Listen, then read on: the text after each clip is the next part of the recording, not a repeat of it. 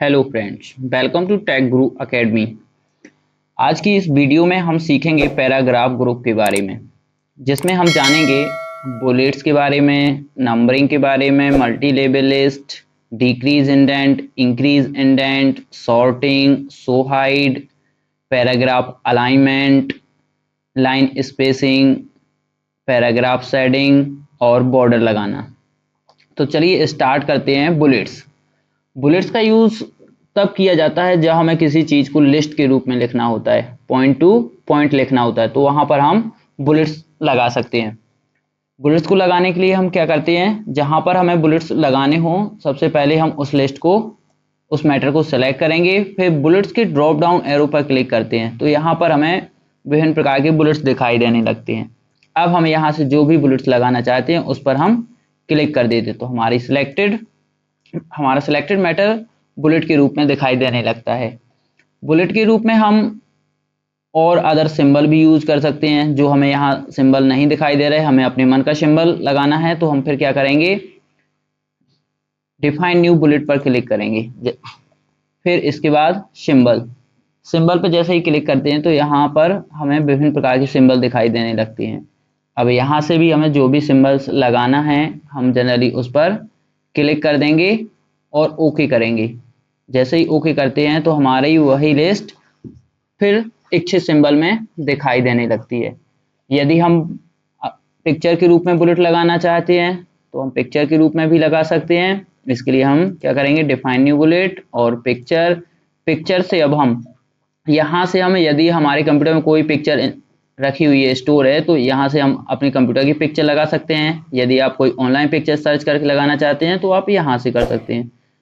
तो हम यहाँ से अपने कंप्यूटर से कोई भी पिक्चर को सिलेक्ट करेंगे और इंसर्ट ओके। जैसे ही हमने ओके किया तो ये देखिए हमारी बुलेट्स एक इमेज के रूप में ये दिखाई देने लग गई है।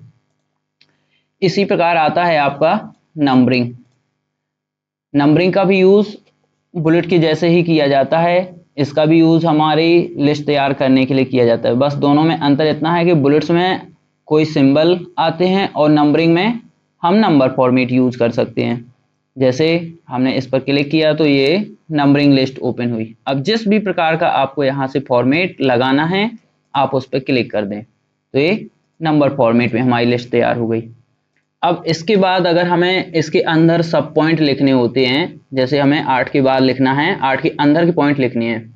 हमने यहाँ एंटर किया तो 9 नंबर का पॉइंट आया, हमें 8 के अंदर जाना है, 8.1 चाहिए। तो हम क्या करेंगे, उसके लिए अपने कीबोर्ड से टैब की को दबा देंगे। जैसे ही टैब की को दबाया तो यहाँ आ गया ए। अब हमें लगाना है 8.1 करना है तो हम क्या करेंगे, ये जो तीसरा है मल्टी लेवल लिस्ट, इसके ड्रॉप डाउन एरो पे क्लिक करेंगे और हम इस वाली लिस्ट का चयन कर लेंगे। जैसे ही इस पे क्लिक करेंगे तो यहाँ से 8.1 स्टार्ट हो गया। अब हम जैसे ही लिखेंगे और एंटर करेंगे तो ये 8.2, 8.3। अब मान के चलो इसके अंदर पे भी जाना, हमें 8.3 के अंदर के भी पॉइंट लिखने हैं तो हम क्या करेंगे, एंटर करेंगे तो 8.4 आया और अपने कीबोर्ड से टैब की दबा देंगे तो हम उसके अंदर आ जाएंगे। अब यहाँ से हमें अपने 9 नंबर पॉइंट पे जाना है तो 9 नंबर के पॉइंट पर जाने के लिए हम क्या करेंगे, अपने कीबोर्ड से शिफ्ट के साथ टैब की को दबाएंगे तो हम वापस आएंगे।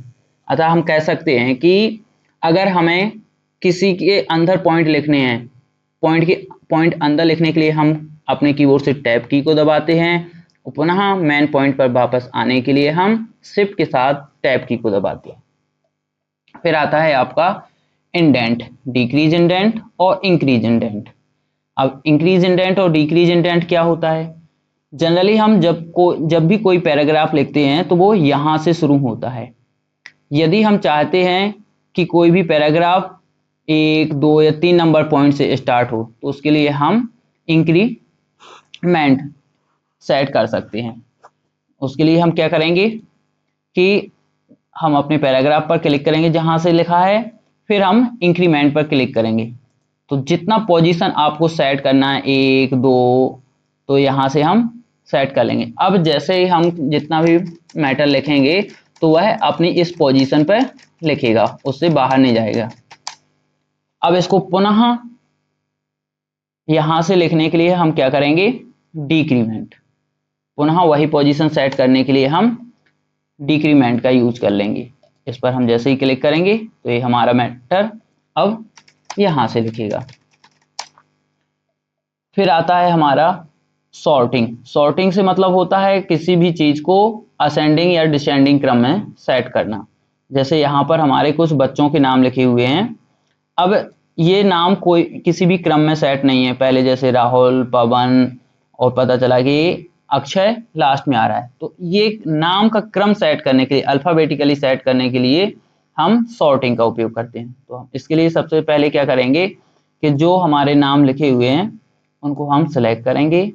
सेलेक्ट करने के बाद हम सॉर्टिंग पे क्लिक करेंगे। सॉर्टिंग पे क्लिक करने के बाद ये शॉर्ट टेक्स्ट का एक paragraph open, dialog box open हुआ। यहाँ से हम अपनी इस लिस्ट का चयन कर लेंगे किस टाइप की है। तो हमारा टेक्स्ट यहाँ पे दिया गया है कि असेंडिंग करना है या डिसेंडिंग ऑर्डर सेट करना है। जैसे हमने असेंडिंग किया और ओके किया तो ये देखिए हमारा जो नाम का क्रम है वो क्रम से सेट हो गया, अल्फाबेटिकली सेट हो गया। अक्षय ए के बाद सी डी एफ के एन।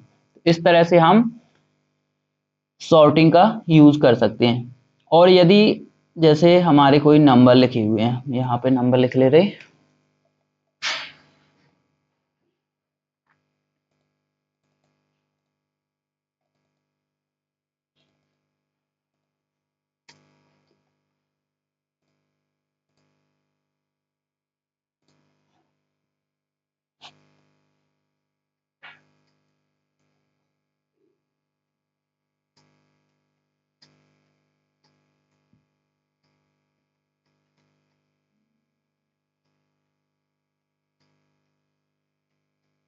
ये कुछ नंबर लिखे हैं।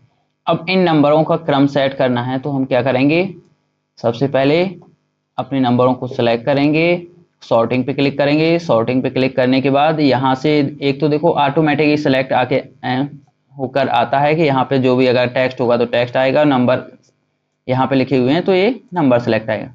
फिर आता है आपका असेंडिंग करना है या डिसेंडिंग। आप जैसे ही असेंडिंग या डिसेंडिंग करेंगे और ओके करेंगे तो वो आपका क्रम सेट हो जाएगा। फिर आते हैं आपके पैराग्राफ अलाइनमेंट। पैराग्राफ अलाइनमेंट में सबसे पहला है हमारा लेफ्ट अलाइनमेंट। लेफ्ट अलाइनमेंट में जनरली पहचान क्या होती है कि हमारा जो भी पैराग्राफ लिखा हुआ है हमने, उसकी लेफ्ट लाइन, लेफ्ट साइड से सारा मैटर कैसा होता है, बराबर होता है। और राइट साइड हम उसको देखेंगे तो कोई भी लाइन का क्रम सीक्वेंस में नहीं होता है, कोई भी लाइन बराबर नहीं होती है।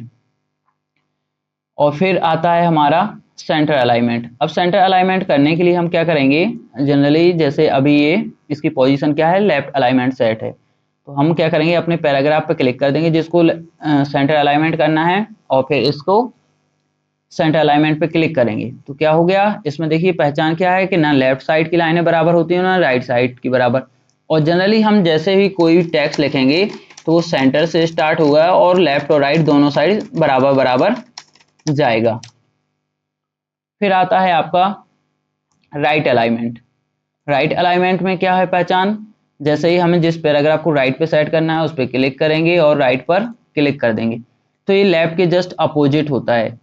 इसमें क्या होगा, राइट साइड की सभी लाइन बराबर हो जाएंगी और लेफ्ट साइड कोई भी लाइंस बराबर नहीं है। और हम जो भी टेक्स्ट लिखेंगे वो राइट से स्टार्ट होगा और लेफ्ट साइड हो जाएगा।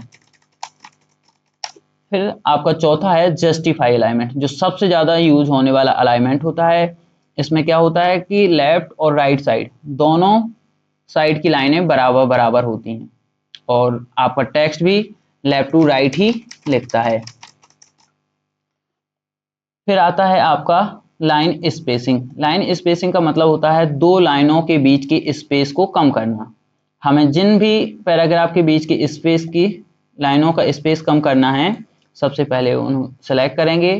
फिर हम जैसे ही इस ड्रॉप डाउन एरो पर क्लिक करते हैं तो एक मेन्यू लिस्ट ओपन होती है। अब यहाँ से हम जैसे ही जिस भी स्पेसिंग पे क्लिक कर देंगे तो हमारा पैराग्राफ उतनी लाइन स्पेसिंग में सेट हो जाएगा। फिर इसी में एक है ऐड स्पेस बिफोर पैराग्राफ और रिमूव स्पेस आफ्टर पैराग्राफ। इनका मतलब होता है कि पैराग्राफों के बीच में स्पेस सेट करना।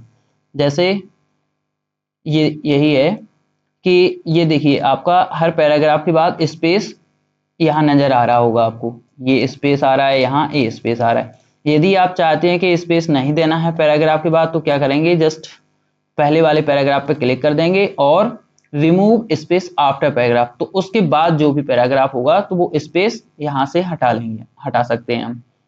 फिर उसी में है एक ऐड स्पेस बिफोर पैराग्राफ। यदि हमें पैराग्राफ के पहले स्पेस रखना है तो हम क्या करेंगे, स्पेस रखने के लिए पैराग्राफ पर क्लिक करेंगे और ऐड स्पेस बिफोर, तो उससे पहले वाले पैराग्राफ पर हम स्पेस सेट कर लेंगे। फिर है आपका शेडिंग लगाना। शेडिंग से मतलब है हाईलाइट करना। जिस भी पैराग्राफ को हाईलाइट करना है आपको उसको सेलेक्ट करेंगे और शैडो के ड्रॉप डाउन एरो पर क्लिक करेंगे तो विभिन्न कलर्स ओपन होंगे और जिस भी कलर्स को आप लगाना चाहते हैं उस कलर को आप अप्लाई कर सकते हैं। तो हमारा सिलेक्टेड पैराग्राफ उस कलर में दिखाई देने लगेगा। और यही कार्य हम यहाँ से भी कर सकते हैं, यहाँ से भी हम टेक्स्ट को हाईलाइट कर सकते हैं। जैसे हमने इतना टेक्स्ट सेलेक्ट किया और यहाँ से हमने कोई भी कलर लगा लिया। अब रह गई बात कि अगर यहाँ से भी हम हाईलाइट कर सकते हैं, यहाँ से भी हाईलाइट कर सकते, तो इन दोनों के बीच में अंतर क्या है। अब अंतर देखिए कि हमने क्या किया, इसको भी हाईलाइट करके रखा और इसको भी हमने इससे को फॉन्ट ग्रुप से टेक्स्ट को हाईलाइट करके रखा। अब देखिए हम जैसे ही दोनों को सिलेक्ट करेंगे, इसमें एक है क्लियर फॉर्मेटिंग। क्लियर फॉर्मेटिंग से क्या होगा कि हमने जो कलर टेक्स्ट से हाईलाइट करके रखा है वो यहाँ से नहीं हटेगा और जो हमने पैराग्राफ से हाईलाइट करके रखा वो रिमूव हो जाएगा। तो जनरली जब हम टेक्स्ट को क्लियर फॉर्मेटिंग करनी है और जो फॉर्मेटिंग लगाई है वो नहीं हटाना चाह रहे तो हम इसका यूज कर सकते हैं, और अगर हमें हटानी है, शैडो नहीं लगानी, तो हम यहाँ से भी और यहाँ से भी हम हटा सकते हैं। फिर आता है आपका बॉर्डर। बॉर्डर से मतलब है अपने पैराग्राफ पे बॉर्डर सेट करना। जहाँ पे भी बॉर्डर आपको लगानी है वो आप सेट कर सकते हैं। जैसे सबसे पहला है बॉटम बॉर्डर। बॉटम बॉर्डर से मतलब जिस पैराग्राफ पे आपका कर्सर है, जिस पैराग्राफ पर आप हो उसके जस्ट नीचे पे आपको बॉर्डर लगानी है तो बॉटम पे क्लिक कर सकते हैं। उसी के टॉप पे लगानी है तो आप टॉप पर क्लिक कर सकते हैं। लेफ्ट साइड लगानी है तो लेफ्ट पर क्लिक कर देंगे।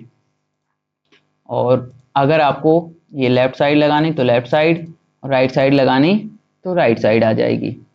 फिर एक है इसी में नो बॉर्डर। नो बॉर्डर का मतलब अगर आपने बॉर्डर लगा के रखी हुई है तो यहाँ से बॉर्डर चारों साइड की हट जाएगी। फिर एक है ऑल बॉर्डर। ऑल बॉर्डर से मतलब आपका जिस पैराग्राफ पे कर्सर है उस पैराग्राफ के चारों साइड बॉर्डर आ जाना।